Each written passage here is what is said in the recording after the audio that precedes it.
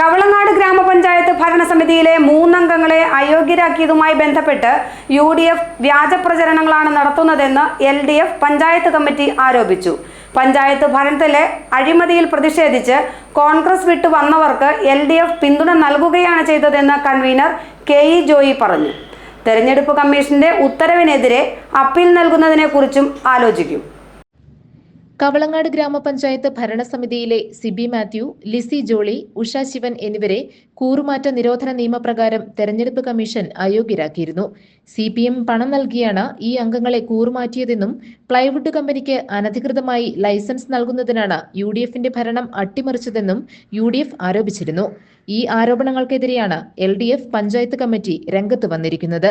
UDF വ്യാജ പ്രചരണമാണ് നടത്തുന്നതെന്ന് panchayat convener KE Joy ആരോപിച്ചു. UDF ഭരിക്കുമ്പോൾ പ്രസിഡന്റിന്റെ നേതൃത്വത്തിൽ വൻ അഴിമതിയും കൊള്ളയുമാണ് നടന്നിരുന്നത്.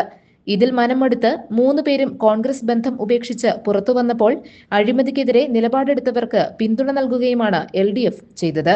സിബി മാത്യുവിന്റെ നേതൃത്വത്തിലുള്ള ഭരണത്തിൽ സമാനതകളില്ലാത്ത വികസന പ്രവർത്തനങ്ങളാണ് പഞ്ചായത്തിൽ നടന്നത്. ഒരു പ്ലൈവുഡ് കമ്പനിക്ക് പോലും ലൈസൻസ് നൽകിയിട്ടില്ല.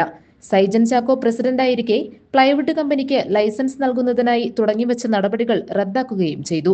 തെരഞ്ഞെടുപ്പ് കമ്മീഷന്റെ ഉത്തരവ് വിശദമായി പരിശോധിച്ച ശേഷം അപ്പീൽ നൽകുന്നതിനുള്ള നടപടികളുണ്ടാകുമെന്നും LDF വ്യക്തമാക്കി. GTV news, Kavalangad.